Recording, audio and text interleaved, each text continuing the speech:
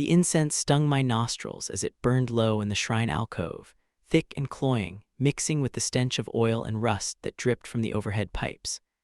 The taste of copper lingered on my tongue from the recycled air vents that coughed their offerings into our dorm. I remember that sound more than any other, the constant wheeze and rattle, like the lungs of a dying giant. I thought it was eternal. I thought it meant life. Now I know it was only the sound of us rotting slowly, unnoticed, forgotten by the Imperium that once demanded everything from us. I was born beneath lumen globes that flickered more often than they shone, in a hab block where walls sweated with damp and prayers were carved into rust. My earliest memory is the feel of cold stone under my knees as I whispered litanies to a god emperor I had never seen, but who was said to see me always. My mother's voice was hoarse from chanting the same lines each dawn. To be remembered by him is to be eternal. That is what she said, but we were not remembered, not by him, not by his priests. Not by his soldiers. We were nothing more than tithe counts on parchment. And when the parchment was burned, so too were our lives. The administratum clerks came once every cycle, their robes heavy with seal wax, their faces hidden in hoods. They asked for numbers, how many barrels of grain, how many units of ore, how many sons and daughters fit to serve. My father was taken in one such count. No farewell, no ceremony. One day he lifted his gaze to the skull-faced enforcers, and the next he was gone, a line struck from our records. My mother told me he had gone to serve in the guard, that he would fight beneath banners of gold and black. She told me he was remembered. But she never received his name on a stone. She never received a corpse. She never received anything at all.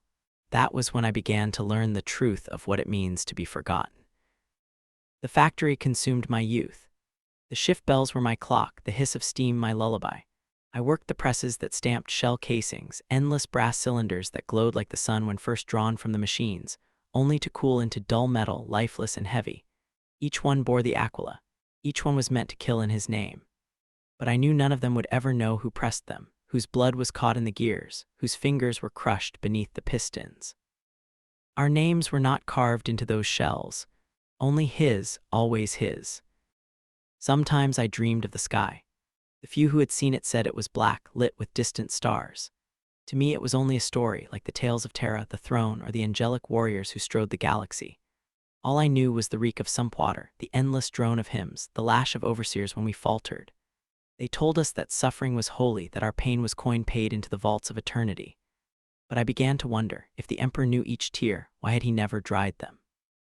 If he counted each sacrifice, why did he not send us word that he had seen? Silence was the only answer. Silence and the grind of the machines. Draft came on a morning thick with smoke. The bells rang not for the shift, but for the tithe. The enforcers marched into our hab block, boots echoing like iron hammers on stone. They read names from a scroll, each one a soul peeled away from their family. My name was spoken, and my mother did not cry. She only lowered her head as if she had known this day from the moment of my birth. She touched her fingers to my forehead, smearing a line of ash. "He will remember you," she whispered, but her voice shook. We were herded into transports, dozens of us crammed into steel cages that reeked of oil and fear. The engine's roar drowned out our prayers. I pressed my face to the vent slit and saw the factory one last time, its chimneys vomiting smoke into the void above. That was the last I saw of my home, though I did not know it then. I thought we would return. I thought we mattered. But the Imperium does not return for the forgotten. The ship that bore us away was a relic, a void craft older than our world, its hull scored with scars of wars we could not imagine. The corridors stank of rot, the lumen strips buzzed with dying light. Servitors shuffled past, their faces carved away, their voices replaced by static prayers. I learned then what it meant to be consumed utterly by duty, to have no voice but the vox chime of obedience, no thought but the cogitator's hum. I saw my future in their hollow eyes. We were drilled in chants, in steps, in firing lines. The sergeants barked until their throats bled, their lashes cutting flesh from bone. They told us we were soldiers now, that we would die nameless in fields of ash, and that such was glory. I repeated the words because I feared the lash more than death, but inside me a hollow grew, a wound made not of flesh but of absence. Absence of remembrance. Absence of meaning. The first battle came swift. I remember the taste of ash in the air, the shriek of shells overhead. I I remember men falling beside me, their prayers cut short, their blood soaking the earth. I fired my last gun until my fingers blistered, and still I saw nothing but dust and shadow. I never saw the enemy's face, only the endless order to advance, to die, to be spent like coin flung into the furnace. When it was over, half our number lay in heaps, unmarked, unburied. The sergeant said we had won. I could not tell the difference. That night I dreamed of my father. He was faceless, just a shadow in torn fatigues. He reached for me, but when I took his hand, it crumbled into ash. I awoke with tears burning my eyes, though I dared not let the others see. We did not speak of family. We did not speak of hope. We spoke only of orders, of rations, of how many bullets remained. And in the silence between the shells, I began to understand we were not remembered. Not by Terra, not by the throne, not even by the Emperor, golden and eternal upon his seat. We were only fuel. And when fuel is spent, no one remembers the fire it once made. We are chosen, we are forgotten, we are fuel. The smell of promethium clung to my clothes for days after that first battle, a stench that settled into the pores and would not leave. Even when I washed with the rationed gray water, even when I scrubbed until my skin bled, it lingered like the ghost of fire. The taste of it coated my mouth whenever I breathed, as if I had swallowed the battlefield whole, and it was rotting inside me. The air was thick with incense from the chaplains who stalked our lines, swinging censers heavy with smoke, but no litany could mask the reek of blood. I thought incense was meant to bring comfort, to sanctify suffering. To me, it smelled of lies layered over corpses. I learned quickly that names were no longer currency. In the Guard, you were a number, a position, a weapon to be moved forward until it broke. I was Trooper 6172. The sound of it became my name more often than the one my mother gave me. The sergeants did not ask who you were, only whether you could march, whether you could fire, whether you could bleed without screaming.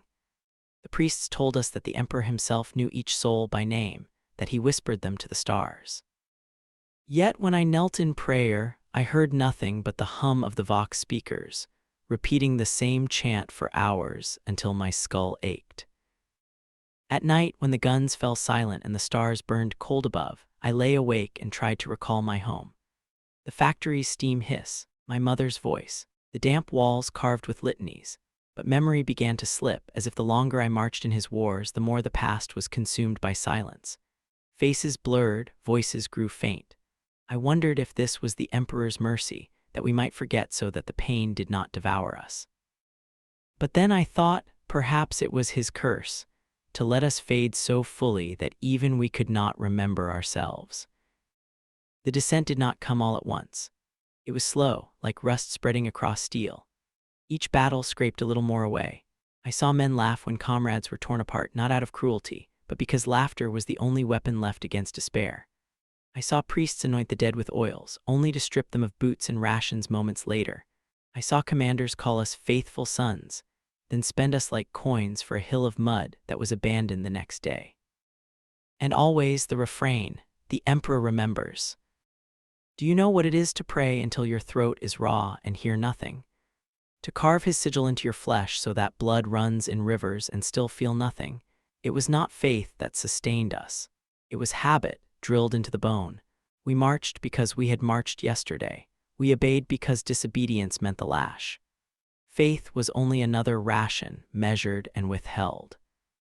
When the warp storms came, I thought perhaps we would die. The sky tore open like a wound, lightning bleeding across the heavens. The ship that bore us trembled as if it too were afraid. The chaplains told us it was the Emperor's light shining through the veil, a test of devotion. But I saw the faces of the men beside me, their eyes wide with dread, their prayers tumbling from cracked lips. They were not thinking of salvation. They were thinking of the void swallowing us whole, nameless and unmarked. In those moments, I began to feel the galaxy's vastness pressing in on me. We were dust on the wind, lost among a million other regiments, a billion other souls screaming the same prayers into the same silence. The administratum had counted us, recorded us, sent us forth, and then forgot, like a tally burned away on parchment. If the Emperor knew our names, why had no messenger ever come to speak them? Why had no angel descended to lift even one of us from the mire? The commanders told us that we were chosen, that to die in his name was the highest honor. I repeated the words, lips numb, heart hollow. But in the quiet corners of my mind, another truth whispered, we were not chosen, we were discarded, not remembered, not cherished, only consumed. The second campaign was worse than the first. The mud reached our knees, swallowing boots until men marched barefoot, their feet rotting with sores. The enemy's shells fell night and day, thunder without pause. The chaplains shouted until their voices failed, their throats choked with smoke. And through it all, the smell of promethium, of blood, of incense. It filled my lungs until I wondered if I was breathing at all. I began to keep a tally on the inside of my mess tin. Not of victories, not of prayers, but of faces. Each time a comrade fell, I scratched a line. When the tin was full, I turned it over and began again. The tin grew heavy with cuts until it was more scar than metal. One night by lumen light, I counted the marks. I could not recall half the names. My hand shook as I realized the truth. They had already slipped from memory. Forgotten by me, forgotten by us all. And yet the refrain remained. The Emperor remembers. We said it like a charm against madness. We said it even as the R says piled higher than the barricades. We said it even when our voices broke and no sound emerged. I do not know if we believed it, or if we only feared the silence that came when we stopped speaking. One evening, as the shells paused and the sky burned red with dying sun, I sat among the ruins and pressed my face to the earth. It smelled of iron and ash, like a forge where all things were unmade. I whispered to the ground, remember me. Not to the Emperor, not to Terra, just to the dirt beneath my hands. The soil soaked with blood, the stone carved with litanies. Maybe the ground would remember what the heavens had forgotten. But the wind answered, and it carried only the stink of fire. We are chosen, we are forgotten, we are fuel. The hum of the engines was a hymn in itself, low, constant, vibrating through bulkheads and bones alike. I came to know it more intimately than the sound of my own voice. The transport ship that bore us from one warzone to the next was a tomb drifting through void, and the hymns of the machine were our only companions. The air was stale, metallic. I could taste rust each time I swallowed. I dreamed of open wind, though I had never felt it. We were packed in barracks so tight that a man's breath became another's pillow.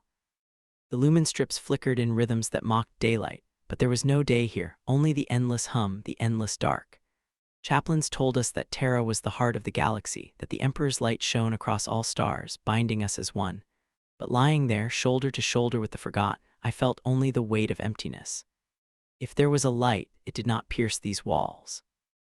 The officers carried data slates heavy with orders. They spoke of campaigns as if they were moves on a game board, arrows scrawled across parchment, numbers that bled without ever being seen. 1 billion souls might die in a day, and still the slate would be wiped clean, replaced with new numbers. We were the numbers, our faces, our scars, our memories. They did not exist beyond the page. I began to see the truth. The Imperium was not built on men. It was built on records. And when the record burned, so too did we. There was a shrine near the mess. I went often, though I do not know why. Perhaps habit, perhaps fear. The statue of the Emperor towered there, golden paint peeling to reveal the gray metal beneath. His eyes were meant to shine with lumen fire, but one bulb had died, so only a single eye glowed. We knelt, whispering prayers, and that one blazing eye stared down at us like a wound. I thought it looked less like a god and more like a machine failing. One night, as the hum deepened and the air turned cold, the ship passed through a warp storm. I woke to the sound of metal screaming. The walls shook. The lumen strips burst into sparks, showering us with fragments. And then silence, not the silence of peace, but the silence of being watched. My skin crawled. I heard whispers not from men, but from the air itself, sliding into my ears like oil. They said my name, my true name, not my number. For the first time in years, I felt remembered. I pressed my palms to my ears, but the voices came from within. They told me I was not fuel. They told me I was chosen, not by Terra, not by priests, but by the abyss itself. I wept, though I could not say if it was fear or relief. Around me men screamed, clawed at their eyes, tore at their skin. Some laughed until their throats tore open. The chaplains bellowed litanies, swinging censers heavy with smoke, but their voices were thin, fragile against that vast murmur. And then it was gone. The hum returned. The walls steadied. The officers told us nothing had happened, just a storm, just a test. But I knew better. The Imperium had forgotten me, but something else had not. Something vast, something patient. In the days after, I felt the scale of it pressing down on me. The galaxy stretched endless, filled with stars I would never see, wars I would never fight, lives I would never touch. We were but a speck, and even that was generous. I thought of Terra, a throne of gold devouring souls by the thousands each day to keep its master alive. I thought of the clerks tallying numbers, never knowing our faces. I thought of the shrines painted in gold that peeled to rust. The chaplain said to endure, that we were eternal through service. But what is eternity if it holds no memory of who you were? If no voice speaks your name, if no stone bears your mark, is that not the same as death? Worse, it is undeath. To walk, to breathe, to bleed, and yet to be absent from all remembrance. That is what it means to be forgotten. We reached the next war, a barren moon, its surface cracked with trenches, its skies lit by fire. The officers shouted that this campaign would bring glory, that Terra watched. I did not believe them. I looked to the stars overhead, and I knew Terra was too far, too blind. No eye gazed upon us, only the dark. And in that dark, I felt the whisper stir again. We are chosen, we are forgotten, we are fuel. But fuel can burn in more than one fire. The trenches stank of mold and iron. Rain fell in sheets that tasted of ash, filling the dugouts until we stood knee-deep in black water. The sound of it never ceased, drops drumming on dented helmets, slapping against mud, drowning out even the thunder of artillery. I could not recall the last time I had been dry. My skin split and festered where the water ate into it, sores opening like mouths that whispered infection into my blood. The Medicare said it was a test. The priest said it was purification, but it felt only like rot. We huddled beneath torn tarps, eyes wide each time the sky split open with white fire. The enemy was unseen, distant, a shadow that rained death without face. We fired blindly into fog, Law's beams cutting through nothing but smoke. When men fell, they did not fall from courage or cowardice, but from randomness, chance dictated by shells that landed without pattern. In that I began to see the truth of war. It is not honor, it is not choice. It is the mathematics of forgetting. The commissar walked the line with a bolt pistol drawn. His voice thundered with rehearsed litanies, his eyes as empty as the aquila pin to his chest. He promised salvation for those who stood firm, execution for those who faltered. I looked at him and wondered if even he believed the words he spoke. Perhaps he too was forgotten, a tool moved from front to front, his memory erased by the same parchment fires that devoured ours. When the shells paused, silence became unbearable. It pressed into our skulls, heavy as stone, until men clawed at their ears to make any sound at all. I whispered the prayers my mother taught me, not because I believed, but because words were safer than silence. The Emperor remembers. The refrain came back in dozens of broken voices, thin as reeds in the storm.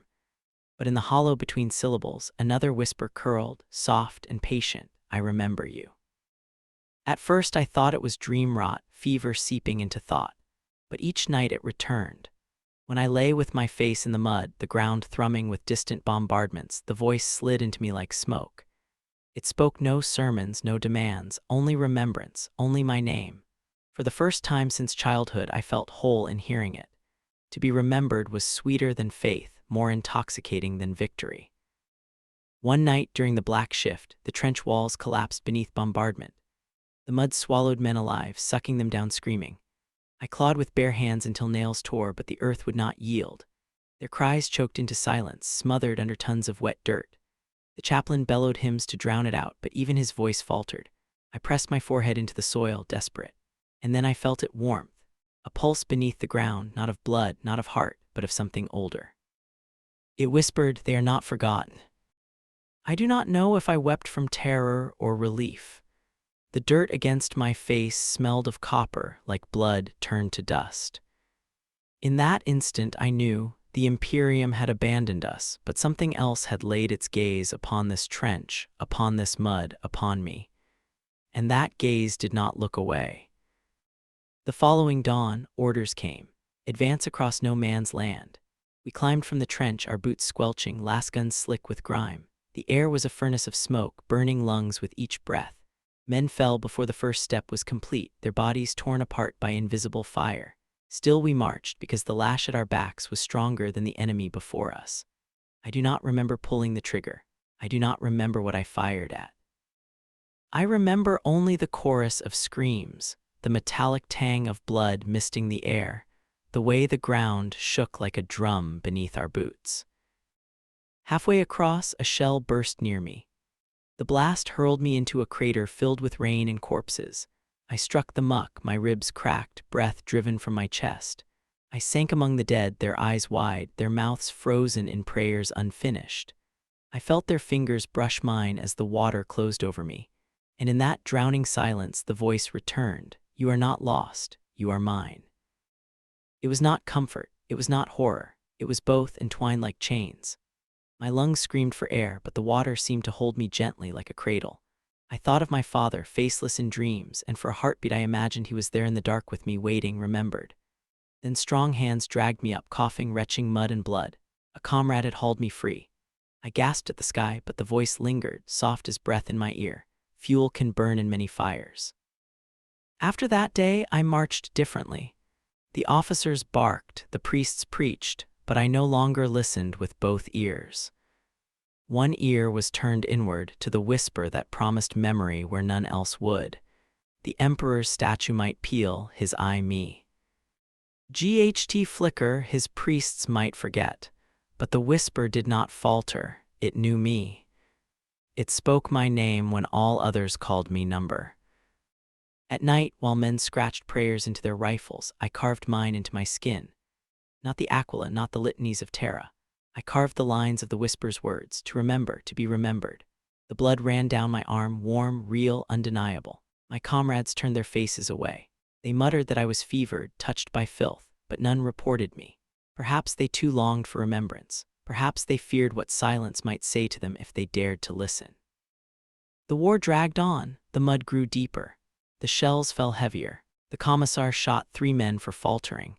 Their corpses lay where they fell, faces upturned to rain, unburied. No one dared close their eyes. Their names slipped from lips before the day's end. Forgotten, except by me, except by the whisper. I spoke their names in the dark, and the whisper answered with warmth. We are chosen, we are forgotten, we are fuel. But fuel can choose the fire. The sky above the trenches had turned the color of old parchment, a sickly yellow lit from beneath by fire. It stayed that way for days, as if the sun itself had been blotted out by ash. In that unnatural light we became shadows, our faces smeared with soot and blood until we looked like revenants clawing from a grave. The smell was worse than anything before: burnt flesh, promethium smoke, and the sweet-sour rot of the unburied. It got into my mouth, my eyes, my dreams. I would wake gagging, convinced that someone had stuffed the stench itself into my lungs. Orders came like scripture chiseled onto stone: advance, hold, die. No one asked if we still had ammunition or faith or even names. We were the hand of the Imperium, they said, and a hand does not question. It moves until it is cut off. By then the commissar's pistol had gone quiet, not for lack of heresy, but because there were too few left to shoot. The chaplains no longer thundered. Their voices had worn to whispers. And in that vacuum of command, the other whisper grew. It did not shout, it did not threat, it simply remembered. It spoke my name each night as I lay in mud so cold my bones rang. It told me things I had never told another soul: the rhythm of my mother's prayer, the way my father's hand felt when he lifted me to see the flickering lumen globe in our hab block, the smell of oil on the shell presses. It spoke them back to me, as if reciting scripture of my life. In those moments I felt seen. It was a strange mercy. The Imperium had demanded my faith in exchange for anonymity. This presence offered memory without demand, or so it seemed. I began to talk back to it, at first under my breath, then aloud when no one could hear. I asked it who it was, I asked why it remembered me. It never gave a name. It only said, I keep what they cast away. On the 4th night after the big push, we were ordered into a raid. The target was a ruin where the enemy had holed up. We moved through a labyrinth of shattered arches and statues blackened by fire. I could hear my heart beating louder than my boots. In one hand I clutched my lasgun, in the other a small scrap of cloth from my old hab sleeve, the only thing left of home. When the ambush came, it was sudden and absolute. Law's fire lanced through the gloom. Men fell without a sound, their bodies jerked by invisible strings. I dropped behind a column carved with the aquila, its wings chipped away. I pressed my forehead to the stone and whispered to the presence, "Remember me." The stone was warm under my skin, not from fire, from something else. Around me, the world dissolved into screams and static. I felt hands, real or not, I could not say, pull me through a gap in the ruin down into some hidden stair. Darkness swallowed me whole. My ears rang with more than battle now. They rang with a voice so close it felt like my own breath. You are mine now, not theirs. I should have been afraid. I should have prayed. Instead, I felt a strange relief, like stepping into shade after long hours beneath a furnace sun. My eyes adjusted to a dim glow, not lumen light, but something softer, pulsing from veins in the stone. In that hidden place, I saw sigils carved not of the aquila, but of something older. They shimmered faintly, like oil on water. My heart beat a rhythm I did not know, but somehow recognized. The voice filled the chamber. Not a sound, but a memory poured into me. Faces of the dead, names long lost, fragments of prayers spoken by lips now ash. All of them alive here, not as ghosts, but as echoes. The Imperium might erase, but here nothing was lost. For a moment I felt joy so sharp it was almost pain. Then came the understanding. Nothing is given without a price. The presence wrapped me in warmth, but I could feel beneath it a hunger, vast and slow, like a tide drawing back to sea. It wanted me. Not my flesh, my story, my memory, my will. It would keep me but as fuel for itself. No lash, no bolt pistol, no commissar, only a gentle taking, until nothing of me was left but a remembered shape. I staggered back, clutching my lasgun like a talisman. Above, the battle still roared. Here, silence. The voice whispered, "They will forget you by dawn. I will not choose." I thought of the Emperor's statue on the ship, one eye dead, paint flaking, silent. I thought of the priests who promised memory but offered none. I thought of the trenches, the mud, the nameless dead. And then I thought of my mother's hand smearing ash on my brow. "He will remember you." The presence said again, "Choose." I closed my eyes. In the dark behind my lids, stars wheeled and died. For a heartbeat I imagined I stood at the edge of the golden throne and that his gaze fell on me. But it was only darkness. I whispered, "Remember me, but let me stay myself." No answer came, only warmth, fading, only the sound of my own breath, ragged. When I opened my eyes, the chamber was empty. The sigils were just cracks in stone. My comrades' screams echoed from above. I climbed the stair back into war. Something had changed.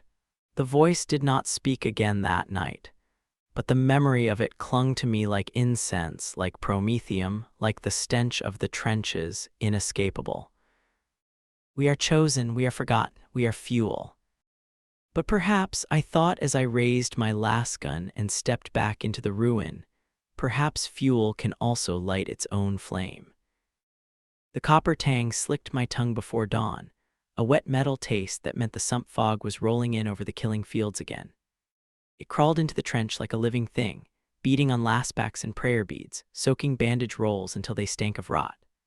I drew breath and felt the fog settle in my lungs, the way fine ash settles in a censer, quiet, choking, holy only because someone says it is. The bells along the line clanged once, twice, 3 times. Stand to.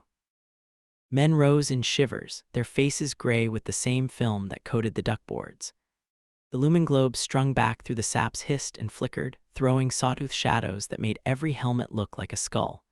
The commissar was already there on the fire step, cloak heavy with dew, vox sigil clicking against his gorget as he turned to look us over.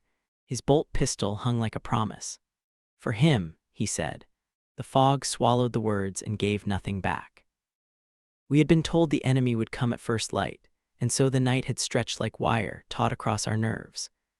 Now the wire hummed. I could feel it in my teeth. The chaplain shuffled along the line, swinging his censer until the smoke mixed with fog and made a new weather sweet and oily and wrong. He pressed black ash to each brow. When he touched me, I smelled not incense but the presses from my old manufactory, hot oil, old brass. For a heartbeat, the trench became a catwalk over hissing machines, and I was a boy again, fingers raw, lungs black, ready to be tallied and sent. Then the vision snapped like a cable, and the chaplain moved on.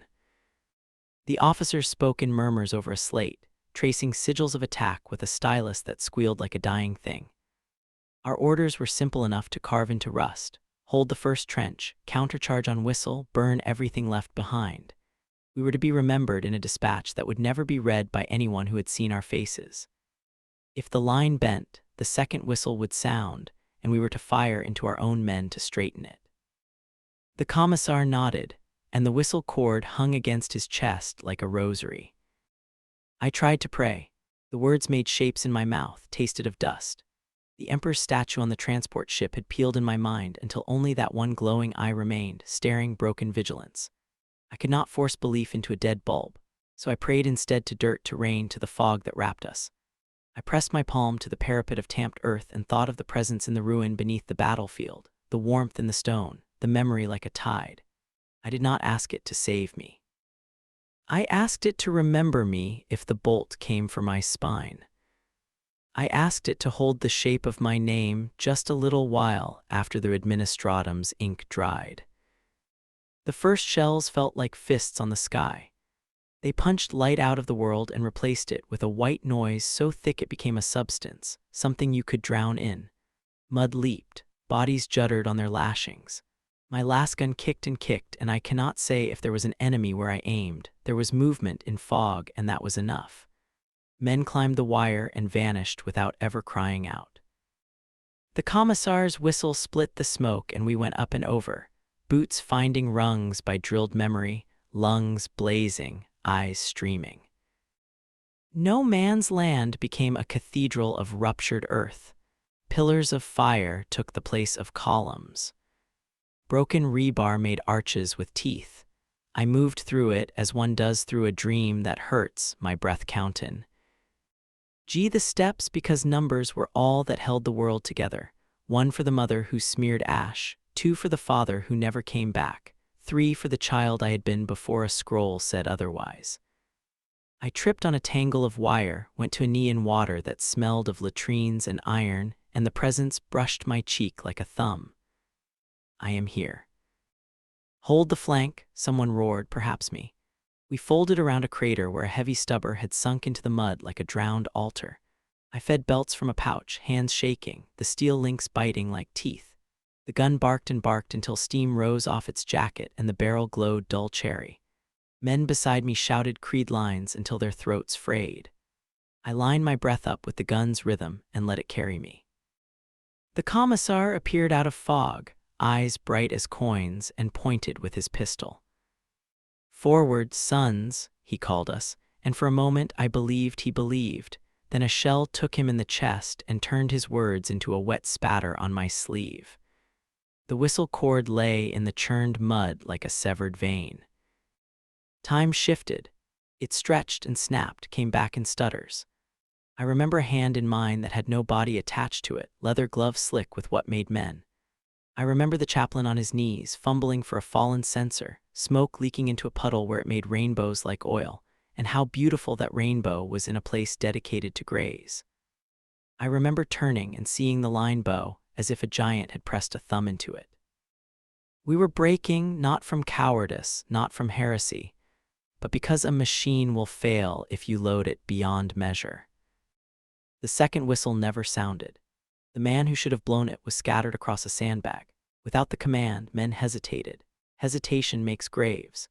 Shapes loomed in the fog, maybe enemies, maybe angels, maybe just more of us seen wrong. Shapes fired. I felt a hot sting through my side and warmth running into my boot. I tasted metal again, richer, immediate, my own. I staggered and put a hand out and touched another man's face. His mouth was open around a prayer, but no sound came out. We looked at each other like beasts in a trap, and then he fell. Back, someone screamed. Others screamed, "On!" The two commands braided and tangled and turned into a rope that bound us to the churned earth. I thought, this is how records are made, a scribble that cannot capture the choke in a man's throat as he chooses which voice to obey. I thought, any god that watches this deserves silence. And the presence answered, not with warmth this time, but with heat. It rose through the ground under my boots like a furnace being fed. Not pain, devotion. The mud trembled, the broken rebar sang. I felt it thread through my bones, a patient hunger quickening. You could end this, it said, not in words, but in the understanding that comes before words. Light a fire they must see.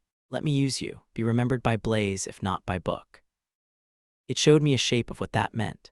I saw the trench line ignite like a wick. I saw the fog burn back and reveal faces turned to me in awe and terror. I saw the enemy recoil. I saw our own zealots raise hymns and our own records call it a miracle. I saw my name burned into the air as a heat haze above the killing field, not written, but known. I saw, too, the cost. A door opened where doors should stay sealed, a crack in the crust of the world where something vast would lean and peer. More than a breach, an invitation. I knelt because my legs would no longer hold me. The sump water came up around my thighs with a sigh like a tired man. My last gun hung from its sling, barrel kissing mud. Men ran past, their boots thumping my ribs.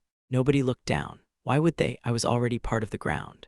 I pressed my palms into the earth until my nails bent, until dirt filled every crease. The heat under my hands was almost gentle, like laying a fevered child to rest. Choose, the presence murmured, and the word struck the same place the commissar's whistle would have. It made me an instrument. I thought of the chamber beneath the ruin, the sigils that were cracks, the warmth that was hunger. I thought of the statue with one dead eye. I thought of the factory presses stamping shell after shell with wings that could not lift anyone. I thought of my mother's ash finger, anointing a boy to God who would never speak his name aloud. I thought of the messtin with its tally of lines that were faces that were gone. I thought of the refrain I had carved into my skin when I was too tired to remember anything else. We are chosen, we are forgotten, we are fuel. Then burn, I whispered, not to the enemy, not to the priest, not even to the emperor, to myself, to the presence that waited with the patience of deep oceans. But remember me as I am. The ground answered like a living thing. It heaved. The fog drew in a breath. A low note rolled out from under us, so deep it made teeth ache. A cathedral organ pulled through mud. Lumen globes in the saps behind us flared and burst. For a heartbeat, we all froze, the enemy, our line, the dead and the dying, because the world had decided to make a new sound, and we were animals listening. Heat gathered in my hands until the skin crisped and peeled. Not pain, devotion. The air took on a taste like old coins and lightning. The presence came up through me as a wick takes flame. Light speared out along the trench lips, a crawling radiance that turned wet earth to glass and boiled the sump pools to screaming. Shapes in the fog shrieked, human, inhuman, I cannot swear, and fell back. Men around me screamed too, but their horror braided with a shout that sounded like worship, because to see a miracle is to be made a believer against your will. The chaplain raised his censer with shaking hands and howled a hymn I had never heard. The commissar's whistle cord burned in the mud, fusing to slag. I felt my name lift from my throat, not as sound, but as heat written into air. I felt the presence drink it, hold it, fix it in a ledger not kept by any clerk. Salvation, damnation, two faces of one coin spinning over a furnace. The fire walked outward in cracking lines, spiderwebbing the ground. The fog tore like cloth. I saw for an instant the sky, not yellow now but raw, like meat flayed from a bone, and behind it something that did not blink. Irreversible, I knew. A door unbarred cannot pretend it was never opened. The line steadied. The enemy fell back. Our men surged with a sound that was not quite human, lasfire stitching the burning air. The heat licked my chest and throat and tongue. It tasted of incense turned to sugar in the flame. I tried to stand and found I was already standing, or else the earth had risen to meet me. Hands reached to pull me along, brothers, terrified, exultant, stained with what makes men go and stop. Someone shouted my number. Someone else shouted a name I had not heard spoken in years. For a second both belonged to me. Then the light winked, not out, but inward like an eye squeezing tight. The presence withdrew by inches, silk over a wound. It left behind a bright absence, the outline of something that had burned so hot nothing would ever grow there again. The ground settled, glass cracking under boots. Smoke folded itself into new fog. The chaplain fell to his knees where the sump had boiled dry and pressed his forehead to the black glass. "Miracle," he whispered. The word fluttered in the air like a moth lost in daylight. I swayed, every nerve hummed the note of the organ I had heard in the earth. I knew I had traded a thing I would not get back. Perhaps it was already gone, some thin filament that tethered me to a life before numbers. Yet I also knew this: I had been remembered once fully, fiercely, by something that would not burn its ledgers for want of shelf space. The paradox bit like frost and fire in the same breath. Saved, ruined, marked. We are chosen, we are forgotten, we are fuel. And tonight the fire had my face. The smoke tasted sweet, like burnt incense turned to syrup on the tongue, sticking to the roof of my mouth until each breath felt like a sacrament I had not earned. Heat shimmered off the black glass where mud had been and drifted up in sighs that sounded too much like speech. When the wind changed, it brought the copper bite from ruptured pipes, and the field smelled like a broken shrine. My hands would not unclench. The skin had split across the palms, puckered and shiny where the fire had licked it. I flexed the fingers and heard the faint crackle of new scabs. The sound was smaller than the silence that had settled after the roar, a silence that made men shuffle because they feared to hear what it held. We stood among statues that had once been soldiers. Steam rose from armor plates. The chaplain's censer hung motionless at his side, chain burned short, bowl fused to a pebble of vitrified earth. He stared at it like a man who had lost his own hand. Around him, the survivors moved as if underwater, faces raw with the knowledge that they had lived and others had not, and that there was no reason behind it you could write down. An officer leaned over a slate, lips chewing at a prayer out of habit. He wrote miraculum and devotion of the faithful and enemy repulsed by his light, and the stylus squealed the way it had squealed before the killing. My name did not belong to the squeal. It did not belong to the slate. A runner came stumbling from the rear, with Vox static clinging to him like cobweb. He saluted without eyes and croaked the word all men know by taste before they know by sound: purification. He said higher command had smelled witchcraft in the wind.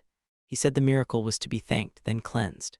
He said a choir had felt a ripple, and a scribal had drawn a line through a line, and an augur had shivered. He said the orders were coming. He did not say what that meant, because every man there had a version of that story carved behind his eyes. The chaplain looked up slowly. He found me too quickly, or perhaps everyone found me, the way starlings find the hawk at the edge of the flock. The officer's mouth worked. The vox beads on his collar clicked like teeth. He started to speak, and the wind answered for him by lifting a sheet of burned paper from the ground and slapping it against his boot. He peeled it off. On the gray, ash-thin page, an aquila had been stamped and half melted. Above it, a single line of ink had bubbled and run until the name, someone's name, was a wound instead of a word. "Trooper," he said at last, and did not remember my number. "You will come with me." Men who had loaded belts for me a quarter hour before shifted their weight. They did not raise weapons. They did not lower them. I watched their hands because eyes tell you less than thumbs do. One thumb stroked a rosary bead. One thumb flicked a safety off and on, a metronome for a hymn nobody dared sing. Someone behind me whispered it was him, and someone else whispered no, and the two syllables braided and tugged until the wind took them apart. The presence in the earth had gone quiet. Not gone quiet the way a furnace grows still when the last coal turns white in its sleep. It did not press, did not promise. I felt the shape of its attention like the shape of a hand you know without seeing. "I keep what they cast away," it had said, and I was a thing mid-flight between two palms, neither made for catching. I walked because walking keeps a man from making the wrong noise. The officer led toward the second line where a file of flamermen stood with nozzles dipped, their pilot lights hissing a kind of lullaby. Behind them, smoke lifted from barrels set into the trench, drums of promethium, some split, the slick shining like a dark sacrament. At the junction, the officer stopped. He had a face built for reciting names, not for choosing them. "You will be examined," he said, "for glory's sake, for certainty." The words rattled in his mouth, as if they were coin he had bitten and found soft. "I have nothing," I said, and tasted copper when the lie touched my teeth. The chaplain arrived then, leaning on a man whose badge I did not know. His eyes could not decide which of my hands to despise, the scarred one or the steady one. "If it is him," he said to the officer without looking away from me, "then to lay a torch on it is a blasphemy we will answer for 10 generations." "And if it is not?" the officer asked very gently. The chaplain's mouth folded. He closed his eyes. I could hear his breath passing over the place in his throat where litanies wear the flesh thin. He put out his palm for my mess tin. I had forgotten it was tied at my hip, heavy with its tally of scratched lives. I eased the cord loose and set the dented metal in his hand. He opened it. Inside, the cuts overlapped until they were almost a single black mirror. He touched one with a thumb tip, winced, and pulled back with a bead of blood. "Names," he said, but so quietly the word barely held. He closed the tin and gave it back. "You have been keeping an account." "No ledger will take it," I said, so I made one. From farther down the line, a siren began to wind up, a thin crying wheel being spun by a tired child. The flamermen lifted their nozzles. The officer's vox clicked again and again, someone at the other end breathing like a bellows. I saw the future then as if it were stamped on brass. A report filed with the word anomalous, a detachment arriving in robes that do not stain, a pyre built in a pit lined with regulation stone. The smoke wound into a rope that climbs toward a sky that does not notice. Perhaps a black ship hanging like a thorn over the horizon, its decks full of the remembered who will never be living again. Perhaps merely a clerk in a back office, damp on the walls, scratching through a line and drawing another where mine had been. "I did what a weapon does when someone pulls the cord," I said, and I do not know why I said it to the chaplain and not to the officer. Maybe because the chaplain's hands were empty now that the censer had fused to stone. Maybe because empty hands can hold a word longer than hands that have something to do. "You lit a fire," he said, and it looked like his light. "It looked like a light," I said. "We did not die, we did not win, we burned, tell your book truth." He flinched, and I knew then that he would not write the book. Someone far away would write it for him. "We are too many for one man's ink." The officer touched my elbow. He tried to make it light. It came out like a clamp. "The purity team waits," he said. "If you walk well, they will be kind." A sound came from the parapet then, a small sound, a pebble falling from a boot.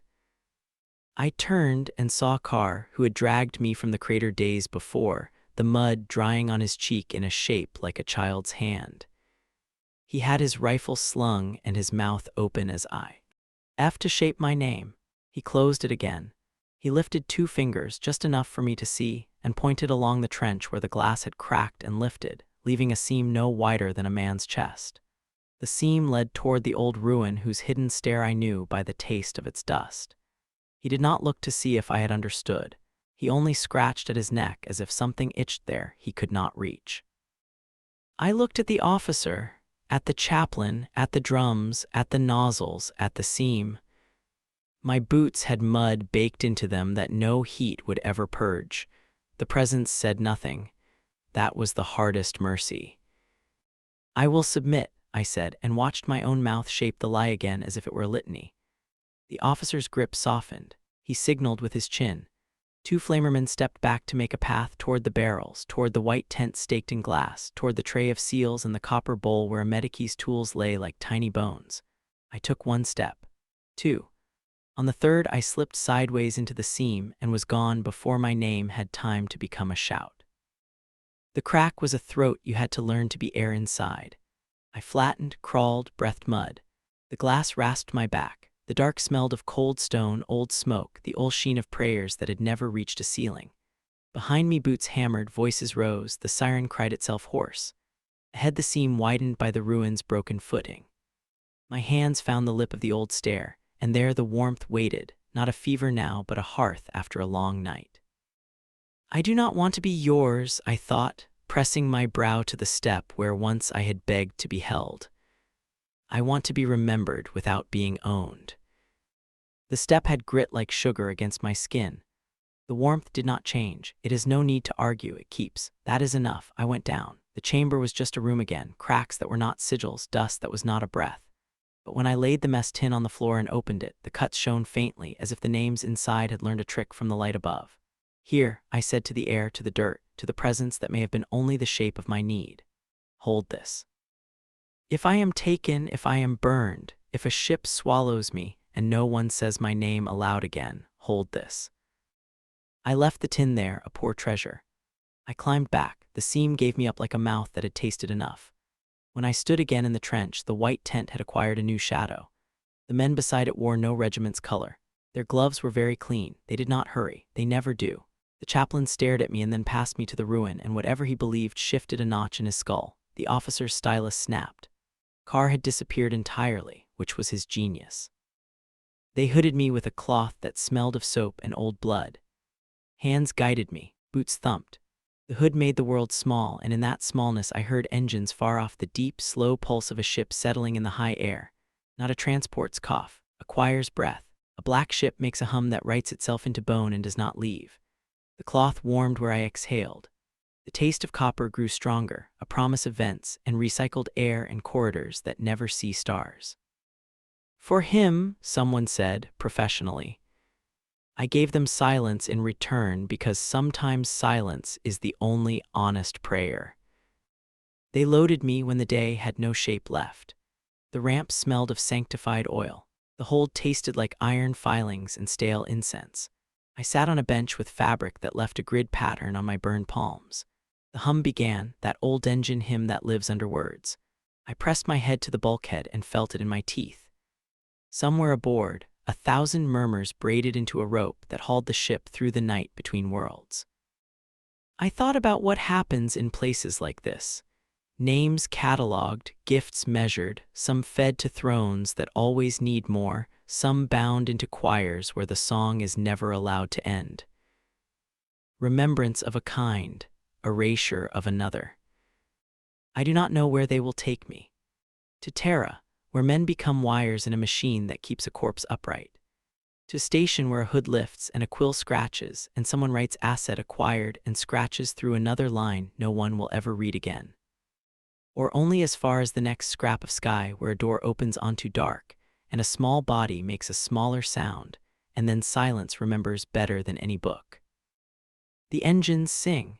The censer smell clings. The copper taste spreads until it is all there is.